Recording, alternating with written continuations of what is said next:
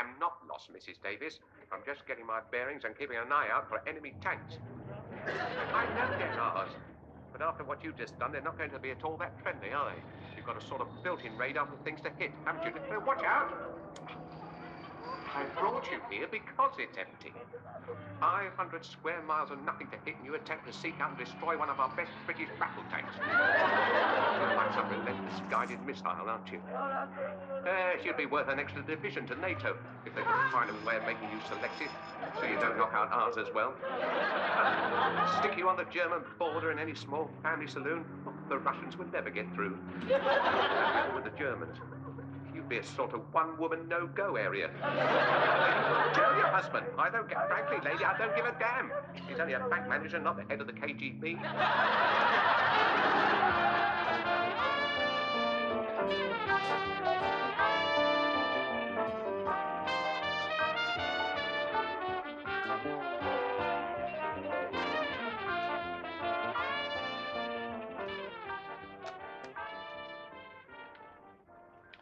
Small, I had you brought here to the bank on purpose, Small. You don't mind if I call you Small, do you? My wife tells me you've been bullying her again. Well, true or untrue? Be frank, Small. Help me.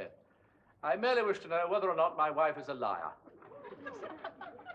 Is my wife a liar, Small? What could be simpler than that? Yes or no? Which is it to be? No. I so admire forthrightness in a man. Relax, Small, I'm not about to eat you. I have a problem. Yes. Two problems. Firstly, a small one with which you may be able to help. Oh, anything I can do, sir? I have searched my recent memory, and there appears to be an anomaly. Try as I may, I cannot recall, though I could, of course, be mistaken, but I would appear to have no recollection of ever having asked you to sit. Problem number two. My wife, Gloria, feels that she needs more lessons, an extra 2 hours a week. Oh. Did you say something? Strange. I could have sworn I heard you whimper. What do you say, yes or yes? No. I'm so glad you see it my way. But if I do agree to the extra 2 hours a week, what do I get out of it eventually? Eventually, I should say a broken neck.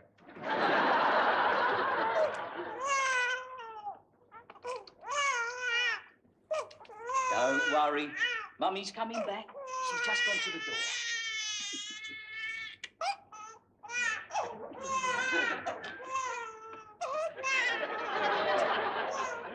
It's nothing really to do with Bob's job. Something else. A project. Oh, I see. Well, I mean, there are lots of jobs you could do. You could mow the lawn, clean out the tool shed, weed the rock garden. Have you something a little less manual? I'm only 10, you know, and I mustn't fully develop yet. Your brain is. I wash up, change the babies, bake a cake. You sure you're not a girl guide? Oh, no. Their uniform's completely different. There's other differences as well. I take back all I said about your brain. Pardon? Ah, look, he's having you on, lovey. Right, washing up. You do that little lot, and then you get your shilling. What's a shilling? I wish I'd asked that. Well, a shilling's a bob, you know, as in bob a job, and a bob is 5 pence. 5 pence? You're joking. 50 pence? All right. Now, there's an answer to union blackmail. Pay up. Mind you, I do think a 1,000% increase in pay is a bit excessive, even if it does get results. At home, we have a machine for doing this. Oh, so do we. Me. What is this project of yours? We need a new scout car for collecting jumbo and camping. Oh, do that as well, do you? And we can't afford to buy one, so I make one ourselves. This is my own design. Ah, looks a bit like a dead bus. Oh, I see. Now, that's very ingenious. It's sort of, well, what would you say the technical term for it was? Hearse. Trolley? That's it exactly. You see, I've overcome the problem of stability that was inherent in the old one by giving my new design 4 wheels. Well, isn't that more expensive? That's what we need the money for. Oh, well, look, I have a word with my husband. He may be able to help. He's in the trade, so to speak. Is he a scrap metal dealer? Near enough. Memorize. Inwardly digest the features of this face. He is right. Public enemy number 1, sir. Public enemy number 1. Yes, sir. Very good, sir. Cartwright. Target for today, sir. Today and every day, Cartwright. What exactly has he done, sir? I mean, to justify putting the entire sea div onto him. What has he done? What has he done? He has annoyed your beloved leader. Me.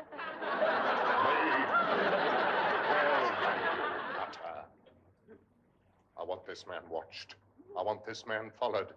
Every little move he makes, every little thing he does, you will report to me.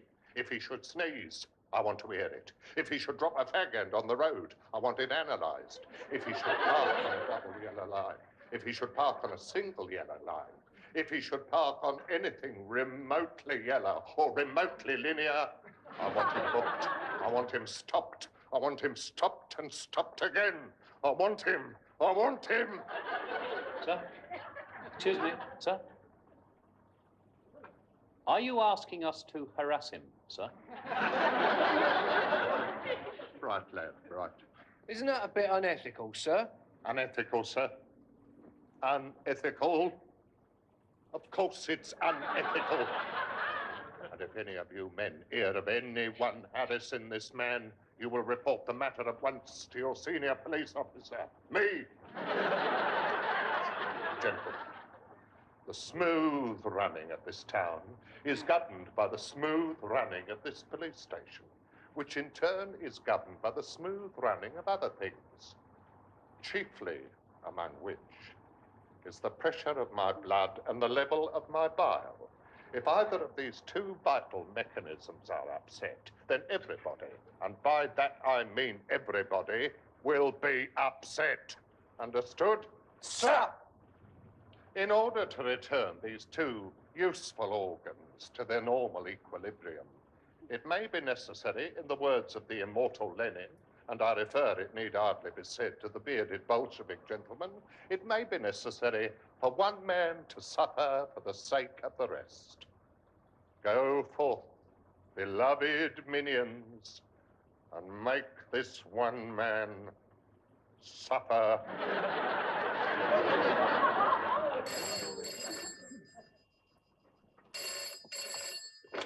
Hello, Lester Small School of Motoring. The school that treats you like a giant. Pass that test the small way. We may be small, but... Hello? Hello? Impatient sod.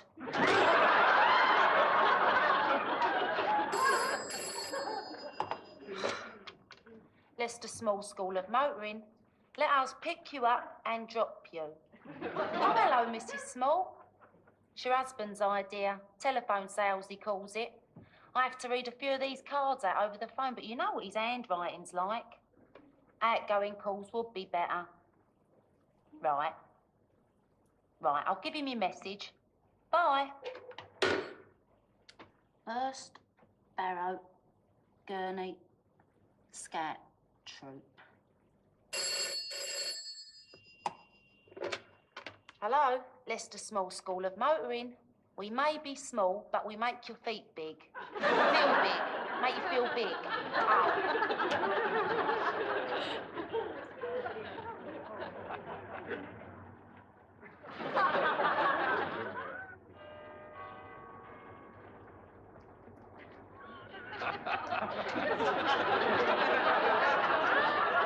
Book him.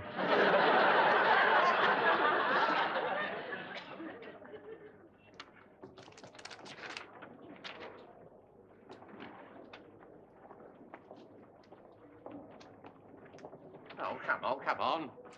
It'll be out of date again by the time I get there.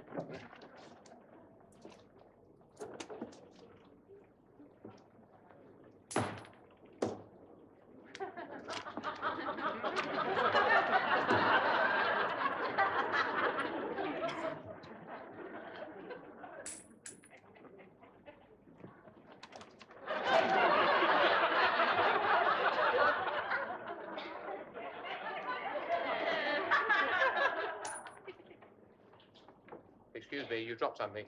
No, Yes, you have. It's down there. 50p. I don't carry small change. Small change. That's 10 shillings. Half a nicker. You can afford to throw them round, can you? What are you, a coal miner or something? Hey, you're pinching my money. He's pinching your money. You're pinching my arm.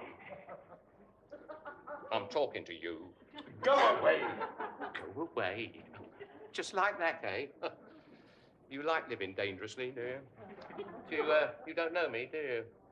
You do not recognize my face. You obviously do not contribute to the Kung Fu Weekly.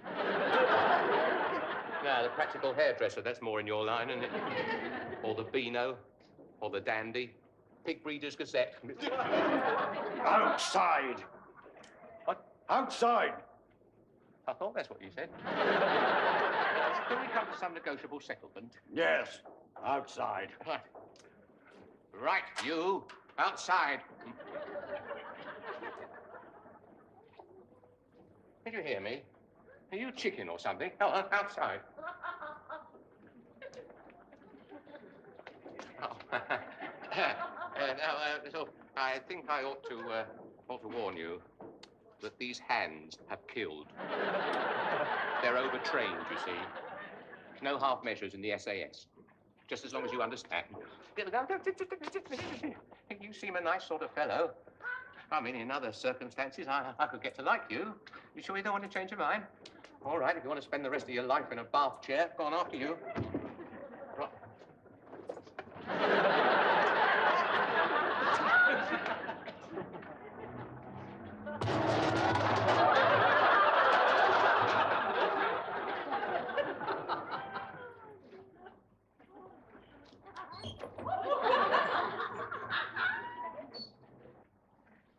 How?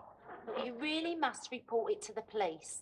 I mean, we can't have ordinary, decent people being beaten up by a gang of thugs. I say, it won't causing any more bother for a while. Not with the kind of damage you did to them. It was some time before that big bloke, Scarface, with a bicycle chain. Before he gets out of hospital. Have a lot of explaining to do, he will.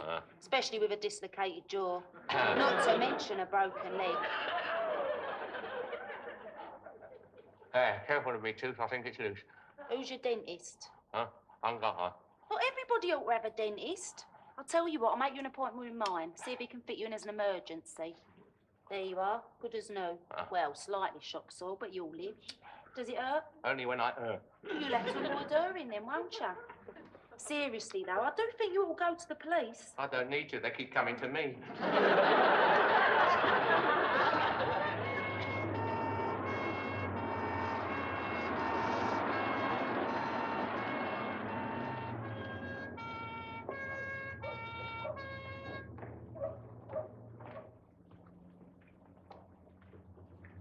I'd hate to keep you from other more pressing duties, Inspector.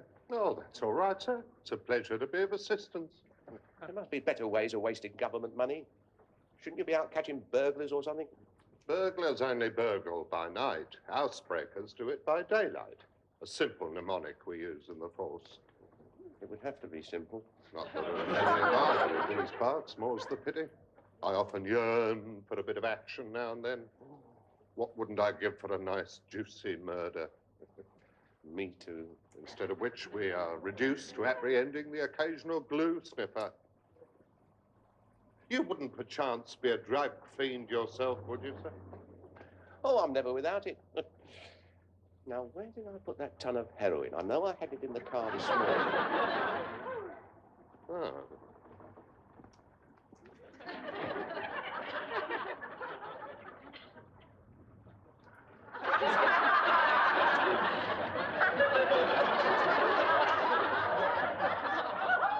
Never ceases to amaze me. The sheer remorseless persistence of these drug squad boys. You'd think they'd get bored stiff, wouldn't you?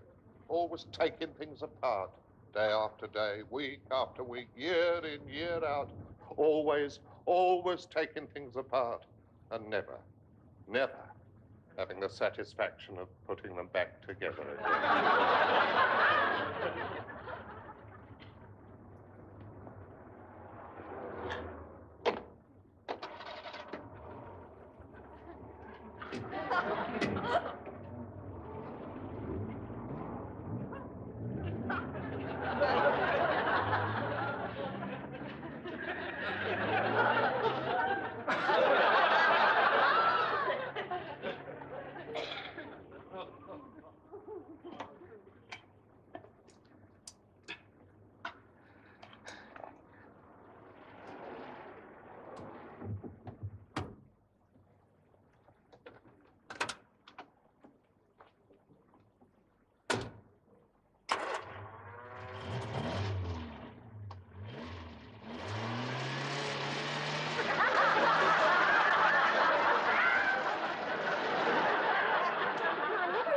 About Lester, you know. I mean, how near breaking point he is. I mean, he's under a hell of a lot of pressure at work, you know, and he won't give it up. I mean, one of these days he's really going to come a cropper. I mean, it could be the making of him, as they say. I mean, on the other hand, it could just be the final straw. And he'll come home one day with an axe and we'll all end up in the news of the world.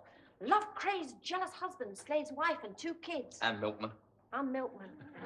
Full of remorse for his terrible crime and in an attempt to atone, Lester Small, 43, widower, struck himself over the head 16 times with a murder weapon. Without success. Without success.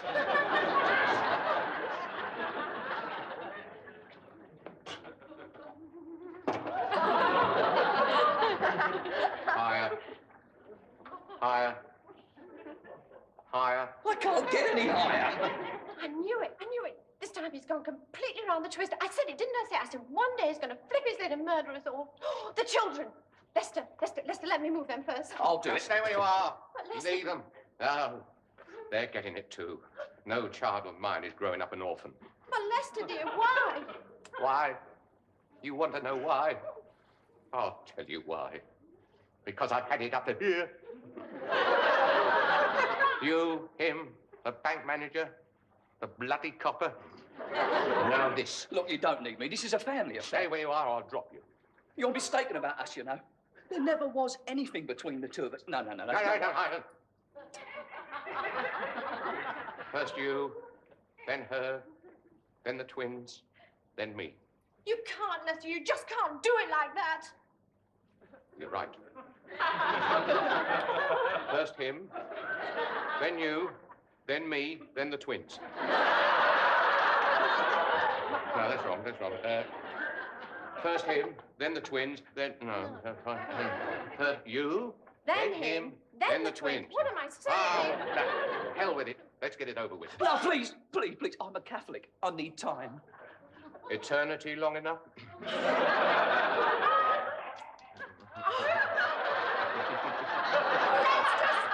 were listening.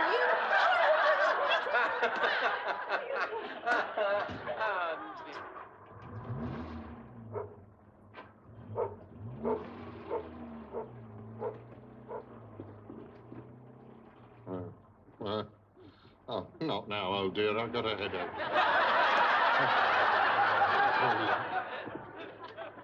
Oh, follow him, Bright, but carefully, don't let him know we're on his tail. Better still, move over.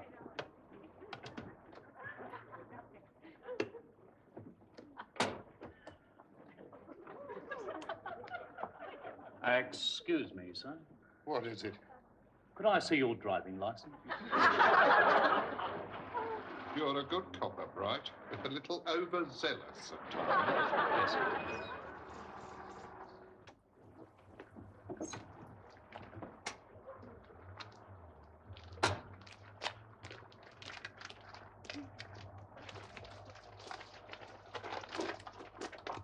Sheer legs.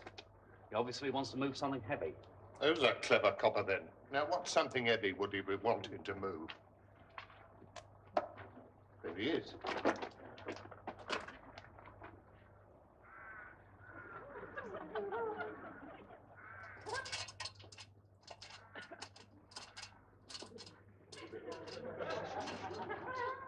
What's he doing in there? That place has been abandoned for years. The same thing could be said about your skull. He's in there. Right, Bright, up that ladder. Me, sir? You're Bright, aren't you?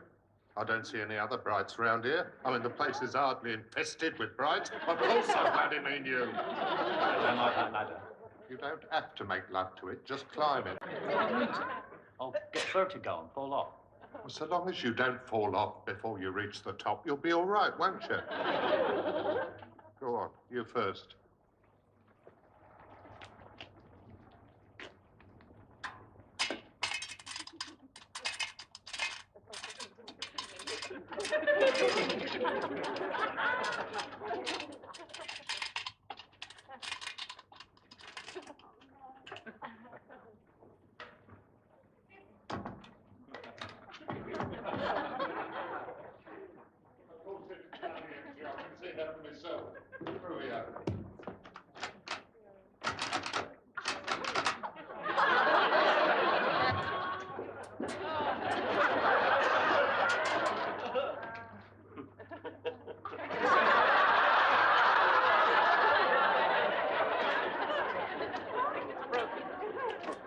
When you break a door down, Bright, do it with your shoulder. Don't try and kick it down like some pansy footballer.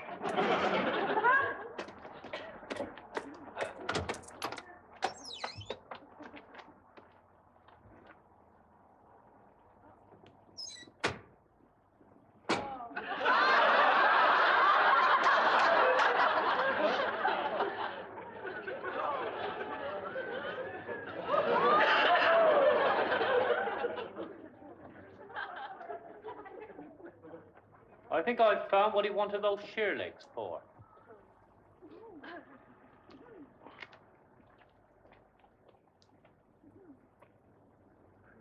How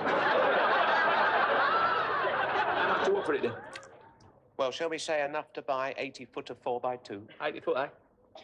Just so happens I've got a brother in the wood trade. The marrow speaking. 80 feet? What are you building, an ark or something?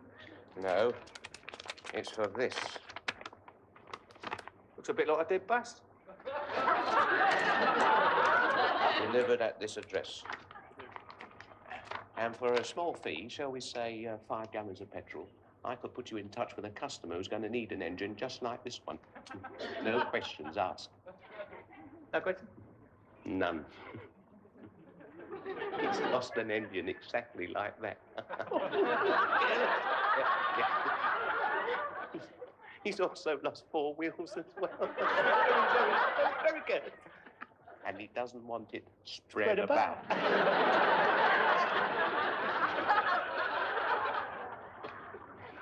Your ankle had better be bloody broken, Bright. Yeah, so he crawled away, dragging his broken leg behind him, you see. And that's when Scarface grabbed me from behind. Oh, I'm getting a little confused. Was this Scarface the Scarface with the piggy eyes? The one you called Australopithecus with a bicycle chain? Or the Scarface with a machete? No, piggy eyes, yes. Mind you, it's a bit difficult to tell with his overhanging forehead. Yes, and that's when I got this, you see. He hit you? No, it's a bit silly, really. He fell over some dustbins and a lid flew up and hit me in the... good heavens, is that the time? I think it was in the hill that turned the corner. Now, I think I ought to have a proper appointment. Can't have people like me jump in the queue, can we? We certainly can. Mr. Small seems to object to the lidocaine. Just the sort of thing one would expect from a man who has faced and overcome single-handed a band of brutish thugs. This is the kind of bravery that has to be respected, nurse. Very well. We'll dispense with the anesthetic.